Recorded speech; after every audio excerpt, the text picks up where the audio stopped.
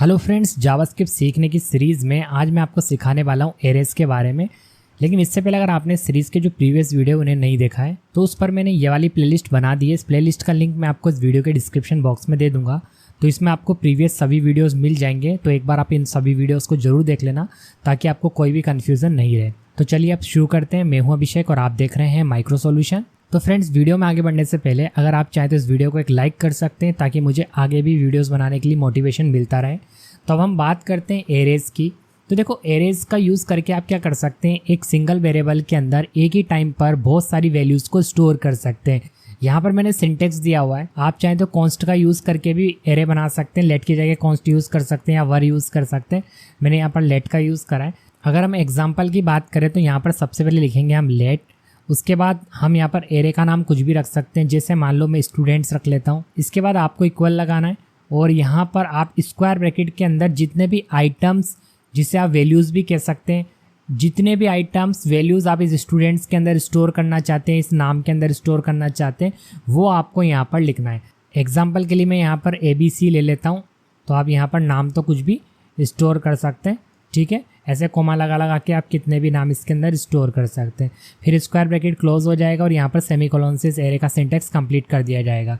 ये तो हुई बात स्ट्रिंग एरे की, यानी आप अगर अल्फ़ाबेट, कैरेक्टर्स वगैरह स्टोर करना चाहते हैं किसी भी एरे टाइप के वेरिएबल के अंदर। लेकिन मान लो अगर आपको नंबर्स स्टोर करना है तो फिर आपको क्या करना है, यहाँ पर जैसे मान लो आपने एक मार्क्स नाम का वेरिएबल बना रखा है और इसके अंदर अगर आपको स्टोर करना है 24, 25 ये स्टोर करना है, तो फिर आप कैसे करेंगे, विदाउट डबल इन्वर्टेड कोमास, ठीक है। अगर करेक्टर वगैरह है तो डबल इन्वर्टेड कोमा और करेक्टर वगैरह नहीं है तो डायरेक्ट। तो यहाँ पर एरे का सिंटेक्स कंप्लीट हुआ। आप यहाँ पर लेट लगा सकते हैं, कॉन्स्ट लगा सकते हैं और वर भी लगा सकते हैं। इसके बाद एरे का नाम आप कुछ भी रख सकते हैं। इक्वल लगाकर आपको स्क्वायर ब्रैकेट के अंदर जो भी आइटम्स, जो भी एलिमेंट्स एरे के अंदर स्टोर करना है उन्हें इस तरह से लिख सकते हैं, ठीक है। दोनों तरीके से मैंने आपको बता दिया। तो इस तरह से आप क्या कर सकते हैं, एरे बना सकते हैं। तो चलिए फ्रेंड्स, अब मैं आपको VS कोड के अंदर ले जाकर एरे बनाकर दिखाता हूँ। उस एरे को प्रिंट करके दिखाऊंगा। साथ ही मैं आपको ये भी बताऊंगा कि एरेज के लिए आप कौन कौन से मेथड अप्लाई कर सकते हैं। तो मेथड हम अप्लाई करना सीखेंगे एरेज के ऊपर। तो चलिए अब हम प्रैक्टिकल देखते हैं। तो अगेन फ्रेंड्स, मैंने टाइम को बचाने के लिए यहाँ पर 22 नंबर की फाइल बना ली जिसका कि नाम है एरे एंड इट्स मेथड। और इस फाइल के अंदर मैंने कोड को ऑलरेडी टाइप कर लिया ताकि टाइम बच जाए और मैं आपको ज़्यादा से ज़्यादा समझा पाऊँ। तो यहाँ पर मैं सीधे आ जाता हूँ बॉडी टैग के अंदर। बॉडी टैग के अंदर मैंने यहाँ पर 3 आईडी क्रिएट कर रखी है। H1 के लिए मैंने एक डेमो आईडी बना रखी है, H1 के लिए एक मैंने डेमो 1 बना रखी है और H1 के लिए अगेन मैंने एक डेमो 2 आईडी बना रखी है। इन तीनों आईडी का यूज़ मैंने आगे कर रखा है। अभी फिलहाल इसको रहने देते हैं और हम आगे बढ़ते हैं और स्क्रिप्ट टैग में आ जाते हैं। स्क्रिप्ट टैग के अंदर मैंने यहाँ पर जो मेथड बनी, यानी आपको जो पहला तरीका बताया है एरे बनाने का, वो मैंने यहाँ पर लिख के रखा हुआ है। तो यहाँ पर सबसे पहले मैं इसका कमेंट हटाता हूँ। तो आप यहाँ पर ध्यान देना कि कमेंट में केवल यहाँ पर सिर्फ कोड का हटाऊंगा। यहाँ जो मैंने टेक्स्ट लिखा हुआ है इसका कमेंट नहीं हटाऊंगा, नहीं तो एरर आएगी। तो यहाँ पर मैंने एक प्रोग्रामिंग नाम की एरे बना ली। अब यहाँ पर एरे का नाम तो आप कुछ भी रख सकते हैं, तो मैंने यहाँ पर प्रोग्रामिंग रख लिया। इसके बाद मैंने एरे के अंदर ये एलिमेंट्स स्टोर करे। अब जो एरे के अंदर वैल्यूज स्टोर होती है उन्हें एलिमेंट्स भी कहा जाता है या आप उन्हें आइटम्स भी कह सकते हैं। तो यहाँ पर मैंने इस प्रोग्रामिंग एरे के अंदर जावा, C++, पाइथन ये 4 एलिमेंट स्टोर कर रखे हैं, ठीक है। और मैंने सेमीकोलन लगा के यहाँ पर एरे का जो सिंटेक्स है कंप्लीट कर दिया। अब अगर मैं console.log कराता हूँ तो यहाँ पर अगर मैं इस प्रोग्रामिंग वाले जो एरे टाइप का वेरिएबल है इसे अगर प्रिंट करता हूँ तो मुझे जो यहाँ पर आइटम्स है इनकी लिस्ट मिल जाएगी, यानी प्रिंट हो जाएंगे। तो एक बार सेव करते हैं और आउटपुट देखते हैं। राइट क्लिक करता हूँ और यहाँ पर मैं ओपन विद लाइव सर्वर पर क्लिक करता हूँ और यहाँ पर मैं राइट क्लिक करूँगा और जाऊँगा इंस्पेक्ट के अंदर और यहाँ पर मैं जाऊँगा कंसोल के अंदर। तो now you can see here Java, C++, Python. तो यहाँ पर मुझे एक लिस्ट मिल गई है जो कि एक एरे फॉर्मेट में। तो इस पहले मेथड के थ्रू आप इस तरह से एरे बना सकते हैं, जो कि ऑलरेडी मैंने आपको एक्सप्लेन भी कर दिया था। अब मैं इसे वापस कमेंट बना देता हूँ। अब यहाँ पर मैंने एक मेथड 2 भी बता रखा है आपको और इसकी हेल्प से भी आप एरे क्रिएट कर सकते हैं। और यह है आप न्यू कीवर्ड का यूज़ करके, कीवर्ड होता है न्यू, इसकी हेल्प से भी आप एरे क्रिएट कर सकते हैं। तो यहाँ पर सबसे पहले मैंने कॉन्स्ट कीवर्ड लगा लिया इस बार। आप चाहो तो वर भी लगा सकते हो, लेट भी लगा सकते हो। मैंने कॉन्स्ट लगाकर स्टूडेंट्स नाम से एक एरे बनाई इक्वल। उसके बाद मैंने न्यू कीवर्ड यूज़ करा। इसके बाद मैंने लिखा एरे और यहाँ पर मैंने ब्रैकेट्स के अंदर वो सभी वैल्यूज़, वो सभी एलिमेंट्स मैंने लिख दिए जो मेरे को इसके अंदर स्टोर करने। तो यहाँ पर मैंने 3 नाम लिख दिए इसके बाद मैंने सेमीकोलन से सिंटैक्स को कंप्लीट कर दिया। तो इस तरीके से भी आप बना सकते हो और आप चाहें तो ऊपर जो मैंने आपको तरीका बताया है इससे भी बना सकते हैं डायरेक्ट। तो न्यू कीवर्ड का यूज करके भी एरे बना सकते हैं। अब अगर मैं console.log से स्टूडेंट्स को प्रिंट करता हूँ, यानी इस वेरिएबल को प्रिंट करता हूँ, तो ये तीनों मुझे एज ए एरे फॉर्मेट में दिखाई देने लग जाएंगे आउटपुट स्क्रीन के अंदर। तो चलो मैं सेव करता हूँ और आपको आउटपुट दिखाता हूँ। तो यहाँ पर देखो 3 एलिमेंट है, ये भी बता रहा है, और एलिमेंट ही यहाँ पर वैल्यूज को ही कहते हैं। तो यहाँ पर ये 3 नाम शो हो गए। तो ये 2 तरीके हैं एरे बनाने के, आप अपने हिसाब से कोई सा भी यूज कर सकते हैं। आप देखो जो आपने एरे बनाई है उस एरे को आप आईडी के थ्रू एक्सेस कर सकते हैं। कैसे कर सकते हैं, नेक्स्ट एग्जाम्पल में मैंने आपको समझा रखा है। तो यहाँ पर मैं इसका कमेंट हटाता हूँ, और कमेंट हटाने के बाद देखो मैंने यहाँ पर लेट्स एक सॉफ्टवेयर नाम से एरे बना ली, यानी एक एरे टाइप का वेरिएबल है। इसके अंदर मैंने 3 एलिमेंट स्टोर कर रखे हैं, VLC, नोटपैड और VS कोड। आप कितने भी स्टोर कर सकते हैं। तो ये एक एरे टाइप का वेरिएबल है, 3 एलिमेंट इसके अंदर स्टोर है। ओके, अब अगर मैं document dot get element by ID, ऊपर मैंने आईडी बना रखी है, 3 मैंने आईडी शुरुआत में बना रखी थी। H1 टैग के लिए एक आईडी सेट कर रखी है डेमो। तो यहाँ पर मैंने आईडी बता दी डेमो, आईडी वाइज मैं कॉल कर रहा हूँ get element by ID demo, और dot inner HTML equal to softwares, यानी सॉफ्टवेयर्स के अंदर जो ये एलिमेंट्स है इन्हें आउटपुट स्क्रीन पर डिस्प्ले कर दिया जाएगा। और document dot get element by ID dot inner HTML क्या करता है, ब्राउज़र पर इसे शो कर देगा। और H1 टैग के लिए मैंने डेमो आईडी बनाई थी, तो हेडिंग बनकर आएगा ये। ठीक है, आप एक साथ अगर शो करना चाहते हो, यानी एरेज से वैल्यूज़ को एक्सेस करना चाहते हो, एलिमेंट को एक्सेस करना चाहते हो, सभी को एक साथ करना चाहते हो, तो इस तरीके से भी कर सकते हो।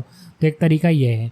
तो मैं सेव करता हूँ और आपको आउटपुट दिखाता हूँ। तो यहाँ पर आप आउटपुट में देख पा रहे हैं, कंसोल में आउटपुट नहीं आया क्योंकि मैंने console.log नहीं करा है, document dot get element by ID का यूज़ करा है, इसलिए यहाँ पर आउटपुट आएगा VLC, नोटपैड, VS कोड। इस तरह से आप एक्सेस कर सकते हैं एरे के अंदर से एलिमेंट्स को। अब देखिए फ्रेंड्स, यहाँ पर जो नेक्स्ट एग्जाम्पल है इसके अंदर मैंने क्या कर रखा है कि अगर आप एरे में से किसी पर्टिकुलर एलिमेंट को देखना चाहते हैं तो फिर कैसे देखेंगे। तो यहाँ पर देखिए फ्रेंड्स, मैंने एक नया वेरिएबल बनाया है लेट्स से स्टूडेंट नाम का, और जो ऊपर बना रखा है वो स्टूडेंट्स है, ये एरे है। तो इसका कमेंट मुझे हटाना पड़ेगा थोड़ी देर के लिए, क्योंकि मैंने इसका यूज़ कर रखा है नीचे यहाँ पर। अगर मैं यहाँ कमेंट नहीं हटाऊंगा तो फिर मैं इस एरे को एक्सेस नहीं कर पाऊंगा। अगर इसका कमेंट मैं यहाँ नहीं हटाता हूँ ना तो ये एक्सेस नहीं हो पाएगी। ठीक है, इसलिए मैं इसका कमेंट हटा रहा हूँ। तो अब क्या हो गया है कि जो स्टूडेंट नाम का वेरिएबल अभी मैंने नया बनाया है ये, और जो स्टूडेंट्स नाम की एरे, इसमें एस लगा हुआ है, इसमें एस नहीं लगा हुआ है। तो ये तो एरे की बात हो रही है यहाँ पर, और ये एक नया वेरिएबल है। तो मैंने ये बोला कि स्टूडेंट्स नाम की इस एरे के अंदर में से जो मैंने एरे टाइप का वेरिएबल बनाया है, इसमें जो भी 1 वाली इंडेक्स पर हो, जो भी एलिमेंट 1 वाली इंडेक्स पर हो, उसे भेज दिया जाए इस वेरिएबल के अंदर। उस वेरिएबल को हमने console.log से आउटपुट स्क्रीन पर प्रिंट कर रखा है। तो यहाँ पर क्या होगा, 1 वाली पोजीशन पर है राज। कैसे, क्योंकि एरे में जो इंडेक्सिंग होती है वो 0 से स्टार्ट होती है ना। तो 0 वाली पोजीशन पर सुनील है, ये 1 वाली पोजीशन पर, और ये 2 वाली पोजीशन पर है। ठीक है, तो राज किस पर है, 1 वाली पोजीशन पर। तो यहाँ पर स्टूडेंट नाम के इस वेरिएबल में क्या आ जाएगा, राज, और राज को हमने प्रिंट कर लिया। तो देखो आउटपुट में राज आ जाएगा। देखो आउटपुट में राज आ गया ना। तो इस तरह से आप क्या कर सकते हैं, एरे में से जितने भी आइटम्स हैं उनमें से आप किसी भी पर्टिकुलर आइटम को अगर प्रिंट करना चाहते हो, यूज़ करना चाहते हो, एक्सेस करना चाहते हो, तो फिर आप इस तरीके से कर सकते हैं। जस्ट यहाँ पर आपको इंडेक्स बतानी कि किस इंडेक्स पे से आप क्या करना चाहते हो, एलिमेंट को एक्सेस करना चाहते हो। तो इस तरह से आप कर पाओगे। अभी से मैं कमेंट बना देता हूँ। इसके बाद मैंने आपको नेक्स्ट एग्जाम्पल में एरे के एलिमेंट्स को बदलना बताया है, कैसे। कमेंट हटाया मैंने। तो यहाँ पर मैंने बोला जो स्टूडेंट्स नाम का एरे टाइप का वेरिएबल है उसके अंदर 1 नंबर की इंडेक्स पर क्या हो जाए, कोमल हो जाए। अब 1 नंबर की इंडेक्स पे जो भी हो उस जगह पर क्या हो जाएगा, कोमल हो जाएगा। यानी आप एक एलिमेंट को दूसरे एलिमेंट से रिप्लेस कर सकते हो। और यहाँ पर मैं एलिमेंट किसको बोल रहा हूँ, जो भी वैल्यूज़ को आपने एरे के अंदर स्टोर करा है। तो 1 नंबर की पोजीशन पर कौन है, इस वाले की बात हो रही है, स्टूडेंट्स वाले एरे की। तो 1 नंबर की पोजीशन पर राज है ना, क्योंकि 0 पर सुनील है, तो 1 पर कौन है, राज। तो राज की जगह क्या हो जाएगा, कोमल हो जाएगा। ठीक है, और अगर मैं स्टूडेंट्स नाम के एरे को अगेन प्रिंट करता हूं तो आउटपुट में क्या प्रिंट होगा, कोमल प्रिंट होगा। तो यहाँ पर देखो आप आउटपुट में देख पा रहे सुनील, सुनील के बाद यहाँ पर राज था और राज की जगह क्या हो गया, कोमल, क्योंकि हमने 1 नंबर की पोजीशन पे जो था उससे रिप्लेस कर दिया एक नए एलिमेंट से। तो यहाँ पर कोमल आ गया है। तो इस तरह से आप एरे के अंदर एलिमेंट को रिप्लेस कर सकते हैं। इसके बाद देखिए जो नेक्स्ट एग्जाम्पल है इसके अंदर मैंने बताया है आपको कि एरे क्या होता है। Arrays are special kinds of objects. जो एरे है वो एक तरह का ऑब्जेक्ट भी है, स्पेशल टाइप का। Because of this you can store different types of values in the same arrays, यानी अब एक सेम एरे में डिफरेंट टाइप की वैल्यूज भी स्टोर कर सकते हो क्योंकि वो एक स्पेशल टाइप का ऑब्जेक्ट भी है। तो कैसे कर सकते हैं? अभी तक आपने सेम टाइप की वैल्यू को स्टोर होते देखा है, या तो अल्फाबेट या फिर नंबर। तो अब इस एग्जांपल में मैं आपको डिफरेंट टाइप की वैल्यू को स्टोर करके दिखाऊंगा। अगर आप एरे को एज ए ऑब्जेक्ट यूज कर रहे हो तो फिर आप उसके अंदर डिफरेंट टाइप की वैल्यूज को स्टोर कर सकते हो। कैसे? तो यहाँ पर एम्प्लॉय नाम की एक एरे है और इसके अंदर मैंने क्या करा, फर्स्ट नेम और कोलोन लगाकर मैंने इसका नाम बता दिया। यानी फर्स्ट नेम के अंदर सुरेश आएगा, लास्ट नेम में मैंने सिंह लिख दिया और उसके बाद मैंने यहाँ पर एज बता दी और सैलरी मैंने यहाँ पर बता दी। तो आप यहाँ पर नोटिस करेंगे कि इस वेरिएबल के अंदर यहाँ पर अलग अलग टाइप का डाटा है। देखो यहाँ पर आपको करेक्टर्स भी मिल जाएंगे और यहाँ पर देखो एज भी है। और अगर मैं यहाँ पर पॉइंट में सैलरी ले लूँ, डेसिमल में सैलरी ले लूँ तो डेसिमल टाइप का डाटा भी स्टोर हो जाएगा। तो कुल मिलाकर अगर आप एरे को एज ए ऑब्जेक्ट यूज़ कर रहे हैं तो फिर आप डिफरेंट टाइप का डेटा स्टोर कर सकते हैं, जैसा कि मैंने कर रखा है। तो एम्प्लॉय नाम की इस एरे के अंदर ये सभी स्टोर हो जाएगा। अब अगर मैं document dot get element bye ID dot inner HTML से ऐसे लिखूँ कि एम्प्लॉय डॉट, क्योंकि मैं एज ए ऑब्जेक्ट यूज़ कर रहा हूँ तो एम्प्लॉय डॉट फर्स्ट नेम, अगर मैं यहाँ पर फर्स्ट नेम को एक्सेस करता हूँ तो आउटपुट में आ जाएगा सुरेश। अगर मैं यहाँ पर employ dot last name use करता हूँ तो यहाँ पर आ जाएगा सिंह। एम्प्लॉय डॉट एज अगर मैं यहाँ पर एक्सेस करता हूँ तो आ जाएगा 45। एम्प्लॉय डॉट सैलरी अगर एक्सेस करता हूँ तो यहाँ पर आ जाएगा 55,000। तो इस तरह से भी आप एरे को बना सकते हैं, एलिमेंट को स्टोर कर सकते हैं और उन्हें इस तरह से भी एक्सेस कर सकते हैं। तो चलो मैं इसका आपको आउटपुट दिखाता हूँ। मैंने फाइल को सेव किया तो यहाँ पर देखो आप आउटपुट में लिखा हुआ आ गया सुरेश। और यहाँ क्यों आए? क्योंकि हमने document dot get element bye ID से एक्सेस किया है। फर्स्ट नेम क्या है? सुरेश। अगर मैं यहाँ पर देखो सैलरी कर देता हूँ तो सैलरी शो हो जाएगी। सेव किया मैंने, यहाँ पर देखो सैलरी शो हो गई। तो इस तरह से भी आप एरे से एलिमेंट को एक्सेस कर सकते हैं, लेकिन कब? जब आपने एरे को एज ए ऑब्जेक्ट यूज़ कर रखा है तब। अब देखिए फ्रेंड्स, यहाँ पर जो नेक्स्ट एग्जांपल है इसके अंदर मैंने आपको बताया कि एरे की क्या होती है, एक लेंथ प्रॉपर्टी होती है और उसको भी आप एक्सेस कर सकते हैं। कैसे? तो यहाँ पर मैंने जो एग्जांपल बना रखा है इसका कमेंट हटाता हूँ मैं। और तो यहाँ पर आप देखेंगे कि मैंने एक प्रोग्रामिंग नाम की एरे बनाई है और इसके अंदर ये 4 एलिमेंट हैं, जावा, C++, पाइथन। ठीक है। अगर मैं यहाँ पर एक लेंथ नाम का वेरिएबल बनाता हूँ अगेन, तो मैंने लेट से एक वेरिएबल बनाया लेंथ। अब इस लेंथ नाम के वेरिएबल के सामने मैंने लिखा इक्वल प्रोग्रामिंग डॉट लेंथ। तो मैंने यहाँ पर जो प्रोग्रामिंग एरे है इसकी लेंथ निकाल ली। तो इसकी जो लेंथ है ना वो निकल कर किस में चली जाएगी? इस लेंथ नाम के वेरिएबल के अंदर, जो कि मैंने ये लेट से अभी क्रिएट कर रखा है। ठीक है। तो यहाँ पर अगर मैं इस लेंथ वाले वेरिएबल को शो करता हूँ तो आउटपुट में आ जाएगा 4, क्योंकि यहाँ पर 4 एलिमेंट है तो लेंथ भी 4 हो जाती है। तो आप कंफ्यूज मत होना, ये जो लेंथ है ये वेरिएबल है और ये प्रॉपर्टी है। ठीक है। ये आप चेंज कर सकते हो। यहाँ पर आप कुछ भी जैसे LEN भी ले सकते हो, जरूरी नहीं है आप लेंथ लो, LEN भी ले सकते हो। तो यहाँ पर फिर LEN करना पड़ेगा। तो यहाँ पर LEN कर देता हूँ मैं। और अगर मैं सेव करता हूँ तो देखो आउटपुट में 4 आएगा। तो यहाँ पर आप आउटपुट में देखें, यहाँ पर आउटपुट में क्या गया है? 4 आ गया है। अगर उसके अंदर एलिमेंट ज़्यादा होते तो यहाँ पर वैल्यू भी दूसरी आती। तो इस तरह से फ्रेंड्स आप एरे की लेंथ को एक्सेस कर सकते हैं। कमेंट बना देता हूँ मैं इसे। अब फ्रेंड्स मैंने आपको नेक्स्ट एग्जांपल में ये बताया कि किस तरीके से आप एरे के एलिमेंट्स को फॉर लूप की हेल्प से एक्सेस कर सकते हैं। इसके लिए यहाँ पर मैं इस एग्जांपल का जो कमेंट है इसे हटा देता हूँ। तो यहाँ पर अगेन आप देखेंगे कि मैंने एक स्टूडेंट्स नाम से एरे बनाई है और इसके अंदर ये 3 element as a name store कर रखा है। बट यहाँ पर नीचे एक एरर आ रही है। ये एरर इसलिए आ रही है क्योंकि ऊपर भी ऑलरेडी इसी नाम से एक एरे बनी हुई है। तो मुझे क्या करना पड़ेगा? इसे कमेंट बनाना पड़ेगा। तो आपको भी ध्यान रखना है, अगर आप एक ही फाइल में सभी एग्जाम्पल को टेस्ट कर रहे हैं तो आपको ध्यान रखना है कि दोबारा से कहीं एरे क्रिएट ना हो जाए, जैसा कि इस एग्जाम्पल में हुआ। तो यहाँ पर एरर हट चुकी है और यहाँ पर हम क्या करेंगे? अब ये जो एरे है स्टूडेंट्स नाम की, इसके अंदर ये 3 एलिमेंट है, इनकी मैं लेंथ निकाल लूँगा। तो लेंथ निकालने के लिए यहाँ पर मैं लेंथ प्रॉपर्टी यूज़ करूँगा, लिखूँगा स्टूडेंट्स डॉट लेंथ। तो यहाँ पर मैंने एक LEN नाम का वेरिएबल बनाया और इसके अंदर क्या होगा? लेंथ चली जाएगी, यानी 3 आ जाएगा इसके अंदर, क्योंकि इसकी लेंथ क्या होगी? 3 होगी ना। 3 एलिमेंट है तो इसकी लेंथ भी 3 होगी। तो LEN के अंदर आ जाएगा 3। अब यहाँ पर मैंने फॉर लूप स्टार्ट करा और मैंने आपको फॉर लूप अपने फॉर लूप वाले वीडियो में बताया हुआ है। तो आप प्रीवियस वीडियो जरूर देखना ताकि आपको फॉर लूप अच्छे से समझ में आ जाए, अगर आपको समझ में नहीं आ रहा तो। अब मैंने यहाँ पर फॉर लूप स्टार्ट करा और इसके अंदर लिखा मैंने लेट i इक्वल टू 0। इसका मतलब यह है कि मैंने एक वेरिएबल बनाया i, इसके अंदर 0 स्टोर कर दिया। यानी मैं स्टार्ट करना चाहता हूँ 0 से और मैंने यहाँ पर एक टर्मिनेशन कंडीशन बता दी कि i की वैल्यू जब तक लेन से छोटी रहे, यानी लेन के अंदर यानी इस वेरिएबल के अंदर 3 स्टोर है, यह हम बात करें 3 से छोटा रहे तब तक ये लूप चलता रहे। और जब तक ये लूप चलता रहे जब तक console dot log students I लिखने का मतलब है कि स्टूडेंट्स के अंदर जो आई वाली लोकेशन पर वैल्यू स्टोर है। अब स्टूडेंट्स के अंदर आई वाली लोकेशन पर क्या है, सुनील है, मैंने आपको बताया था ना 0 1 2, ठीक है। तो 0 वाली पोजीशन पर सुनील है, तो सबसे पहले जब लूप ट्रू होगा, पहली बार जब लूप चलेगा तो आई की वैल्यू 0 है, तो स्टूडेंट्स आई का मतलब हो गया स्टूडेंट 0। स्टूडेंट 0 पर क्या है, स्टूडेंट 0 पर है सुनील, तो सुनील प्रिंट हो जाएगा। फिर जब लूप आगे बढ़ जाएगा आई की वैल्यू 1 हो जाएगी तो राज प्रिंट हो जाएगा। जब लूप आगे बढ़ेगा आई की वैल्यू 2 हो जाएगी तो मार्क प्रिंट हो जाएगा। इसके बाद जब आई की वैल्यू 3 होगी तो कंडीशन फॉल्स हो जाएगी और हम लूप से बाहर आ जाएंगे। तो इस तरह से आप लूपिंग की हेल्प से भी एरे के अंदर से एलिमेंट को एक्सेस कर सकते हैं। तो यहाँ पर कंसोल डॉट लॉग क्या करता जाएगा, प्रिंट करता जाएगा जब तक कि लूप ट्रू रहेगा। तो एरे के अंदर से हमने लाइन बाय लाइन क्या करा, एलिमेंट्स को प्रिंट कर लिया। तो इस तरह से भी आपको फॉर लूप का यूज़ करते हुए एलिमेंट एक्सेस करना आना चाहिए एरे में से। इसकी ज़रूरत पड़ती है जब आप बिग डाटा पर काम करते हो। तो इसका मैं आपको आउटपुट दिखा देता हूँ। सेव करता हूँ, राइट क्लिक करता हूँ और यहाँ पर मैं जाऊँगा ओपन विद लाइव सर्वर पर। तो यहाँ पर आप देख पा रहे हैं तीनों एलिमेंट शो हो गए, सुनील, राज और मार्क, ठीक है। अब इसे अगेन कमेंट बना देते हैं हम। अब फ्रेंड्स मैं आपको बताऊंगा वो मेथड जो एरे के ऊपर अप्लाई किए जा सकते हैं, यानी एरे के मेथड्स। तो यहाँ पर एग्जांपल 1 है, इसका कमेंट हटा लेता हूँ मैं। और यहाँ पर जो एग्जांपल 1 है इसके अंदर मैंने आपको बताया है कि किस तरह से आप एरे के अंदर जो एलिमेंट्स है इन्हें स्ट्रिंग के रूप में कन्वर्ट कर सकते हैं। कई बार हमें एरे के एलिमेंट्स को एज ए स्ट्रिंग कन्वर्ट कराकर यूज़ करने की ज़रूरत पड़ती है। तो उस केस में हमारे पास एक मेथड है जिसका कि नाम है टू स्ट्रिंग। क्या नाम है, टू स्ट्रिंग, ठीक है।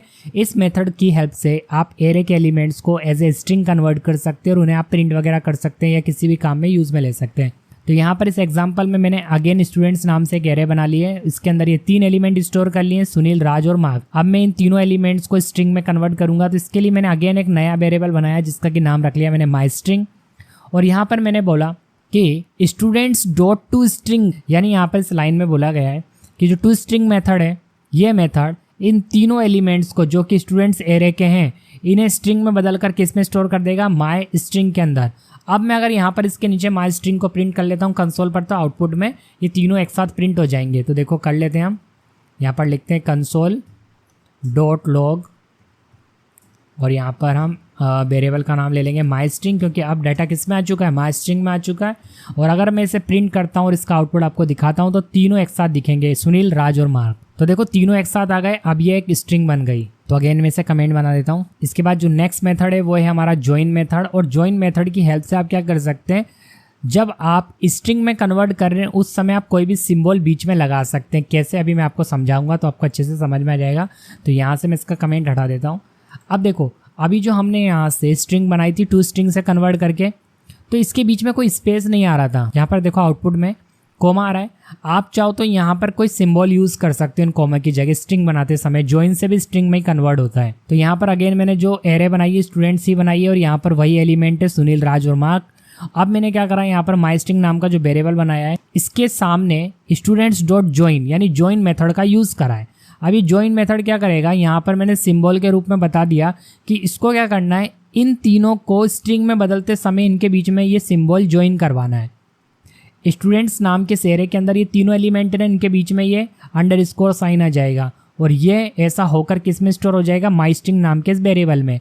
और कंसोल डॉट लॉग से मैंने माई स्ट्रिंग को प्रिंट कर लिया। तो आउटपुट देखो कुछ इस तरह का दिखाई देगा। देखो सुनील अंडरस्कोर राज अंडरस्कोर मार्क, यानी आप इनके बीच में सिंबल लगा सकते हो जब आप इसे स्ट्रिंग में कन्वर्ट कर रहे हो ज्वाइन की हेल्प से। आप चाहो तो यहाँ पर देखो स्टार भी लगा सकते हो, तो इनके तीनों के बीच में स्टार आ जाएगा। देखो आ गया। तो इस तरीके से आप ज्वाइन का यूज़ कर सकते हैं। अब मैं इसे कमेंट बना देता हूँ। इसके बाद जो नेक्स्ट मेथड है वो है हमारा पॉप मेथड। देखो इस मेथड का यूज़ करके आप क्या कर सकते हैं, remove the last element from an array. जो आपने एरे बनाई है उसके अंदर जितने भी एलिमेंट है उनमें से जो लास्ट वाला एलिमेंट है उसे आप रिमूव कर सकते हैं। तो यहाँ पर मैंने एक सॉफ्टवेयर नाम से एरे बना ली। तो इस एरे के अंदर ये 3 एलिमेंट है, VLC, नोटपैड और VS कोड, ठीक है। 0 वाली पोजीशन पर VLC है, ये 1 पर है, ये 2 पर है। अब मैं क्या करूँगा, ये लास्ट वाले एलिमेंट को रिमूव करूँगा, वो भी एक मेथड की हेल्प से जिसका कि नाम है पॉप। तो यहाँ पर मैंने document dot get element by ID use करा और ये आईडी मैंने ऊपर बना रखी जो कि मैंने आपको दिखाई थी शुरुआत में, demo1। और इस आईडी को आपको भी बनाना पड़ेगा तभी काम करेंगे। तो ऐसे आप आईडी बना लेना, आप चाहे पैराग्राफ टैग के लिए बनाओ चाहे फिर किसी के लिए बनाओ। तो यहाँ पर देखो मैंने H1 के लिए आईडी demo1 बना रखी है, वापस से H1 के लिए आईडी demo2 बना रखी है, इसलिए वो हेडिंग बनकर आएगा आउटपुट। तो यहाँ पर मैंने demo1 जो आईडी है उसे कॉल करा inner.html। तो सबसे पहले तो मैंने आपको जो पूरी एरे है उसके एलिमेंट को प्रिंट करके दिखाया है। ये जो पहला वाला document.getElementById है ना, जिसकी कि आईडी demo1 है, इसकी हेल्प से तो ये VLC, नोटपैड और VS कोड ये तीनों एलिमेंट शो हो जाएंगे। तो मैंने पहले पूरे एलिमेंट्स को शो करके इसलिए दिखाया है, जब मैं रिमूव करूं तो आपको रिमूव होता हुआ भी दिखाई दे कि हाँ एलिमेंट रिमूव हुआ है। तो इससे तो पहले VLC, नोटपैड और VS कोड प्रिंट हो जाएंगे इस वाली लाइन से, ठीक है। जब मैं सॉफ्टवेयर्स को inner.html यानी document.getElementById से एक्सेस करूंगा तो इसकी वैल्यू क्या है इस एरे की, ये तीनों है ना, तो प्रिंट हो जाएंगे। अब मैंने जो सॉफ्टवेयर्स नाम की एरे है ना, इसके ऊपर ये पॉप नाम का मेथड चलाया। तो ये मेथड क्या करेगा, इसका लास्ट एलिमेंट कौन है, VS कोड, इस वाले एरे वेरिएबल का लास्ट एलिमेंट है VS कोड, इसे रिमूव कर देगा। और जब मैं इसे अगेन प्रिंट करूंगा सॉफ्टवेयर वाली एरे को, तो यहाँ पर आउटपुट आएगा ओनली VLC एंड नोटपैड। तो इसी चीज़ को मेरे को आपको दिखाना था कि जो पॉप मेथड है वो एरे एलिमेंट को लास्ट से रिमूव कर देता है। तो यहाँ पर मैंने इसे सेव किया। तो आप आउटपुट में देखेंगे पहले तीनों एलिमेंट दिखाई दे रहे हैं, लेकिन जब दूसरा वाला प्रिंट करा है तो यहाँ पर लास्ट वाला एलिमेंट जो है VS कोड वो शो नहीं हुआ। तो इस तरह से आप पॉप मेथड का यूज़ कर सकते हैं। इसके बाद देखिए जो नेक्स्ट मेथड है वो है हमारा पुश मेथड। ये भी एरे के ऊपर अप्लाई होता है और इसकी हेल्प से आप एक नया एलिमेंट एरे में ऐड कर सकते हैं। जो ऑलरेडी बनी हुई एरे है उसके अंदर आप एक नया एलिमेंट ऐड कर पाएंगे, बट इसकी एक कंडीशन है, ये हमेशा एलिमेंट को लास्ट में ऐड करता है जब आप पुश मेथड का यूज़ करेंगे। तो देखो इस एग्जाम्पल में मैंने इसी चीज़ को एक्सप्लेन करा है। तो इसका कमेंट हटाता हूँ मैं, और यहाँ पर आप देख पाएंगे कि सॉफ्टवेयर्स नाम से अगेन मैंने एक एरे बनाई है और इसके 3 एलिमेंट है VLC, notepad and VS code. पहले मैंने आपको नॉर्मली प्रिंट करके दिखाया है वही demo1, और यहाँ पर मैंने inner.html करवा लिया सॉफ्टवेयर्स को, तो ये तीनों एक साथ शो हो जाएंगे, ठीक है। बट दोबारा मैंने क्या करा, एक नया एलिमेंट ऐड करा है एरे के अंदर।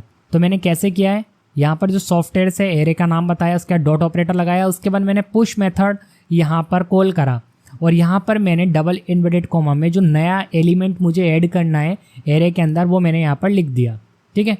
तो ये नया एलिमेंट इसके अंदर ऐड हो जाएगा कहाँ पर, लास्ट में।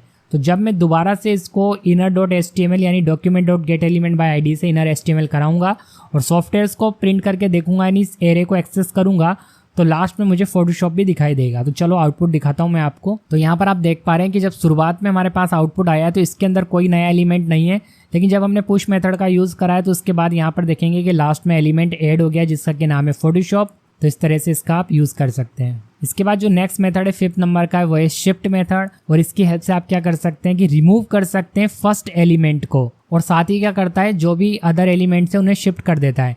तो चलो इसका एग्जाम्पल मैंने यहाँ पर बना रखा है, इसको मैं आपको समझा देता हूँ। कमेंट हटाता हूँ इसका मैं। तो यहाँ पर शिफ्ट मेथड को यूज़ करके दिखाने के लिए अगेन मैंने क्या करा, वही सॉफ्टवेयर नाम से एरे बना ली और इसके 3 एलिमेंट है VLC, notepad and VS code.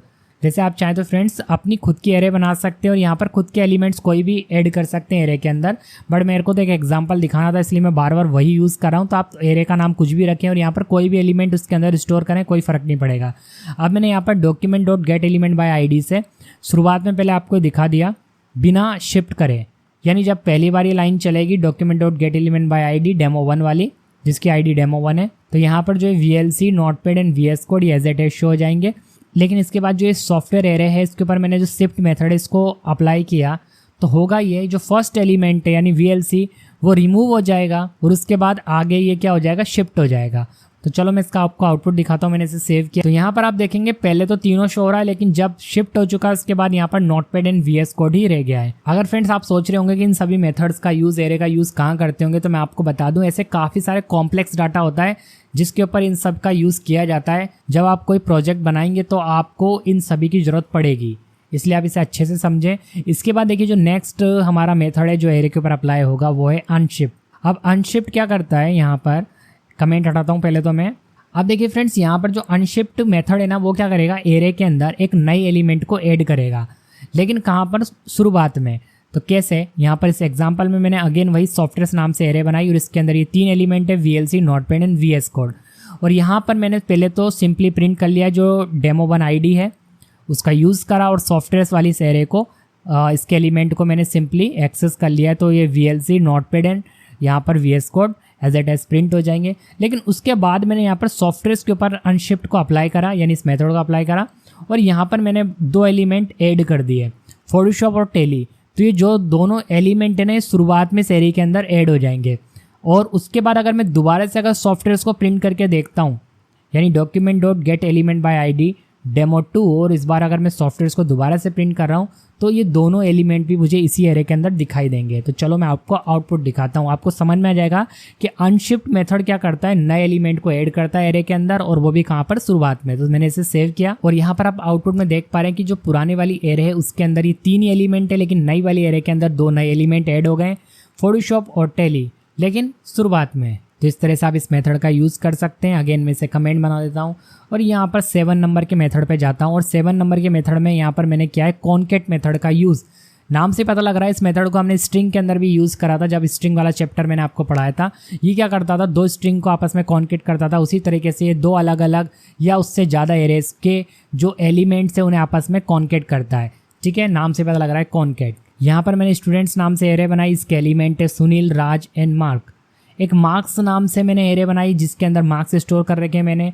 अब मार्क्स को मैं यहाँ पर देखो मैंने डबल इन्वर्टेड कॉमा में स्टोर कर रखा है, तो कोई एरर तो नहीं आएगी। बट अगर मार्क्स की बात करें तो हम इन्हें बिना डबल इन्वर्टेड कॉमा के भी स्टोर कर सकते हैं।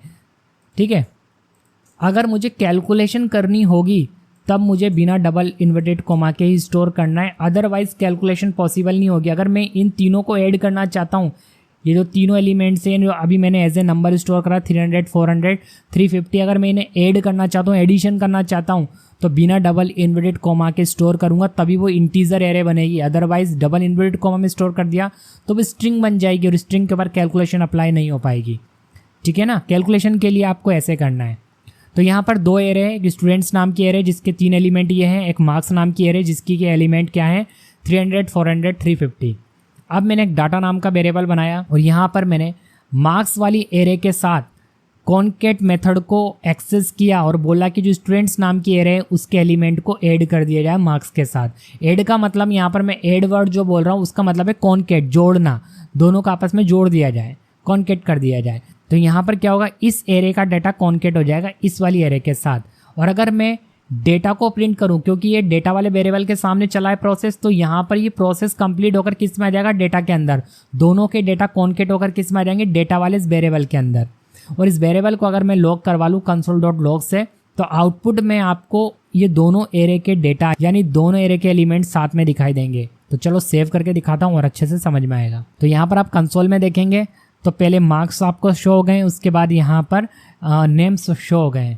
ठीक है, तो फ्रेंड्स इस तरह से आप एरे बना सकते हैं, साथ ही आप एरे मेथड्स को यूज कर सकते हैं। तो फ्रेंड्स इस वीडियो में केवल इतना ही, मैं मिलता हूं आपको नेक्स्ट वीडियो में। अगर आपको वीडियो पसंद आया तो वीडियो को लाइक एंड शेयर जरूर करिए, और यदि आपने अभी तक इस चैनल को सब्सक्राइब नहीं करा तो चैनल को सब्सक्राइब कर लीजिए। Thanks for watching.